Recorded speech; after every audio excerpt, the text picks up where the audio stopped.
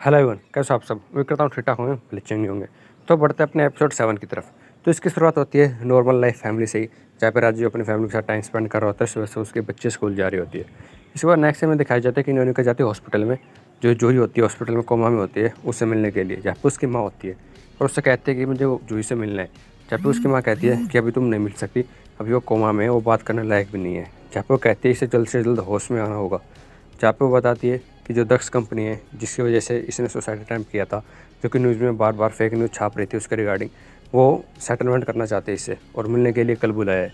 जहाँ पे वो कहती है कि मुझे कोई सेटलमेंट नहीं चाहिए, मैं कोई डील नहीं करना चाहती, मुझे चाहिए तो सिर्फ अपने बच्चे के लिए इंसाफ चाहिए, वो दिला सकती हो तो बताओ। उसके बाद में उनका तैयार हो जाती है और मीटिंग फिक्स कराती है अपनी, और उसकी माँ उसके साथ होती है, जहाँ पे विशाल भी उसके साथ होते हैं और सामने होती है दक्ष पार्टी, जो आपस में बातचीत कर रहे होते हैं। जो बातचीत होती है उसमें हमें पता लगता है कि नोनिका चाहती है कि उनको 5 करोड़ रुपए मिले और साथ साथ वो जो है न्यूज़ में माफ़ी मांगे उनके लिए। जब वो कहते हैं कि माफ़ी तो हम नहीं मांगने वाले, हाँ 5 करोड़ रुपए दे सकते हैं तुम लोगों को, अगर तुमको चाहिए तो बताओ। जहाँ पे नोनिका डिस्कस करती है उसकी माँ के साथ और उनका फैसला होता है कि हम 5 करोड़ रुपए लेने के लिए तैयार है। लेकिन तभी वहाँ पर दक्ष आता है एक लॉयर के साथ, और लॉयर होता है किशोर, जो कि सबसे पहले उस फर्म का मालिक था, उनके ऑफिस का नोनिका के। अब वो उनके अपोजिट है तो नहीं चाहता कि उसका क्लाइंट ये केस उनके पास से जीते। तो चाहता है कि मैं इस क्लाइंट को अपने साथ रखूं और कहता है कि तुम्हें कोई पैसे देने की जरूरत नहीं है, मैं बिना पैसे को इस केस को जिता के दिखाऊंगा। क्योंकि किशोर के पास ये अपॉर्चुनिटी होती है अपने फर्म को पब्लिसाइज करने के लिए और उनके फर्म को नीचे दिखाने के लिए, ताकि वो अपने फर्म को उनके फर्म से ज़्यादा चला सके और बिजनेस कर सके। इसके बाद वो वहाँ से चला जाता है दक्ष को लेकर, और वहीं दूसरी तरफ राजू अपने केस को डिस्कस कर रहा होता है अपने लॉयर्स के साथ। चाहे पे उसको पता लगता है कि जो उसके अपोजिट पार्टी है वो पूरी कोशिश कर रही है इसको नीचा दिखाने के लिए। उनके पास पूरे सबूत होते हैं। किसी ने जोशी के पास से 10 लाख रुपए लिए थे एक केस को सुलझाने के लिए, उसका फैसला करने के लिए, और इसका पुख्ता सबूत उनके पास है। चाहे पेमेंट कैश में हो, लेकिन फिर भी उसके बावजूद भी उनके पास सबूत है। और एक और खबर आई उड़ती उनके पास कि उनके पास दो सबूत और है इस केस के रिगार्डिंग। जहाँ पर राजीव चिंता में होता है कि वो इस केस से कैसे बच सकता है, कैसे निकल सकता है और कैसे अपनी फैमिली को आगे बढ़ा सकता है। नेक्स्ट में दिखाया जाता है कि नैनिका अगले दिन फिर अपने ऑफिस में जाती है, तो उसको पता चलता है उसको दक्ष राठौड़ के केस से निकाल दिया गया है। इसके बाद वो सीधा मालिनी के पास जाती है और उससे कहती है कि तुम मुझसे जलते क्यों और तुमने मुझे दक्ष राठौड़ के केस से क्यों निकाला। तब मालिनी कहती है कि मैंने तुम्हें नहीं निकाला और मैं कौन हूँ तो तुम्हें निकालने वाली, तुम्हें तुम्हारे फ्रेंड विशाल ने निकाला इस केस से। इसके बाद वो विशाल के पास जाती है और कहती है कि मैंने तुमसे फेयर नहीं किया, इसका बदला तुम इससे निकाल रहे हो कि तुम मुझे केस से निकाल रहे हो। जब वो कहता है कि मैं नहीं चाहता कि तुम इस केस में पढ़ो और अपनी फैमिली से दूर हो, मैं चाहता हूँ कि तुम अपनी फैमिली के साथ थोड़ा क्वालिटी टाइम स्पेंड करो। तब वो कहते हैं कि तुम मेरे भले बुरे के बारे में सोचो और मुझे अपना केस चाहिए, मुझे मेरा केस वापस दे दो, मैं अपना काम करना चाहती हूँ। इसके बाद वो केस ले लेती है और कहते हैं कि मैंने पहले ही वादा कर रखा है जूही की माँ से कि मैं तुमको इंसाफ दिला के रहूँगी और मैं इस वादा को तोड़ना नहीं चाहती, मुझे उनकी नज़रों में मत गिराओ।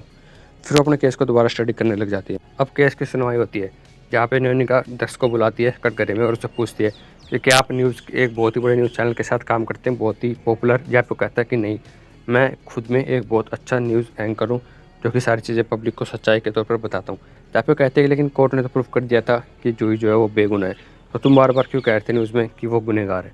जब वो कहता है कि मैं अपना ओपिनियन रख रहा था और मैं ओपिनियन कभी भी बदल सकता हूँ, चेंज कर सकता हूँ, ये मेरी आज़ादी, मेरा फ्रीडम है। इसके बाद वो झट से अपना ओपिनियन चेंज कर देता है और कोर्ट में पलट जाता है और उसको कुछ हो भी नहीं पाता, क्योंकि ओपिनियन भाई हर एक आदमी अपना कभी भी चेंज कर सकता है, ये अपने खुद की आज़ादी होती है उसकी। इसके बाद किशोर उसे पूछताछ करता है और कहता है कि ये क्या तुम्हें अभी भी लगता है कि जूही जो है वो गुनहगार है। जब वो कहता है कि नहीं, मैं मानता हूँ कि वो बेगुनहगार है, उसने कोई गुनाह नहीं किया है। जब वो कहता है कि क्या तुम्हें अभी भी लगता है कि मिसेस सेन गुप्ता यानी कि नैनिका गुप्ता अपने केस के जरिए अपनी पर्सनल भड़ास निकाल रही है यहाँ पे, जो कि ये प्रूफ करना चाहता था। उसके बाद केस को आगे बढ़ा दिया जाता है, शाम की सुनवाई होती है, केस को एडजर्न कर दिया जाता है थोड़ा टाइम के लिए। इसके बाद जो न्यूज़ वाले हैं वो फिर से दोबारा उलझुल बातें दिखाने लग जाते हैं न्यूज़ में, नैनिका के बारे में कुछ कुछ बताते हैं ताकि उसकी फैमिली टूट जाए। लेकिन राजू अपने फैमिली के साथ खड़ा होता है, वो किसी भी छलावे में नहीं आता। फिर नेक्स्ट में दिखाया जाता है कि एक और आदमी विटनेस के लिए बुलाया जाता है, वो आदमी जिसने पोस्ट डाली थी कि जो जूही है वो बेगुनाह है या फिर गुनहगार है, और उस पोस्ट का स्क्रीनशॉट लेते हुए दर्ज ने सीधा सीधा उस न्यूज़ को चिपका दिया था। अब उससे पूछताछ की जाती तो उसने बताया कि जब मैंने जूही के रिगार्डिंग गुनहगार की पोस्ट डाली तो उसको यूँ करूँ न्यूज़ में दिखा दिया गया, मैं बहुत खुश था। लेकिन जब मैंने असलियत दिखाई कि वो गुनहगार नहीं है तो उस न्यूज़ को नहीं दिखाया गया। और ऐसे केस चलता रहता है और फिर एट द एंड फैसला ये आता है कोर्ट का कि जो दक्ष है वो केस ऑफ डिफेमेशन के अंदर जेल के अंदर जाता है और उसको 5 करोड़ का फाइन लगता है, जो कि 5 करोड़ रुपये उससे जूही को देने होंगे। और साथ साथ जब तक ये महीना चलेगा 7 बार उसको न्यूज़ के अंदर जूही से माफ़ी मांगनी होगी। इसके बाद केस ख़त्म हो जाता है। फिर जाते वक्त दक्ष कहता है कि माफ़ी तो तुम भूल जाओ, हालांकि 5 करोड़ रुपये तुम्हें न्यूज़ चैनल दे देगा, लेकिन माफ़ी तुम्हें नहीं मिलने वाली। इसके बाद जब ये खुश होती है तो जाती है, उसके पास फ़ोन आता है विशाल का, तो उसे बहुत बुरी खबर, एक बैड न्यूज़ सुनने को मिलती है। फिर हॉस्पिटल में मुझे से मिलने के लिए जाती है तो वो देखती है कि जोई जो है वो एक्सपायर हो चुकी है भैया, वो मर चुकी है। हालांकि उसको इंसाफ मिल चुका है, इस इंसाफ की लड़ाई में उसने बहुत कुछ सहा और आखिर में उसने दम तोड़ दिया। तो ये हमारा आखिरी नहीं, लेकिन आखिरी से पहले यानी कि 7वां एपिसोड था द ट्रायल सीरीज़ का। अगर आपको ये मूवी सीरीज़ अच्छी लगी हो तो चैनल को सब्सक्राइब कर देना। मैं मिलता हूँ अगली वीडियो में इसके एपिसोड 8 के साथ। तब तक के लिए जय श्री राम।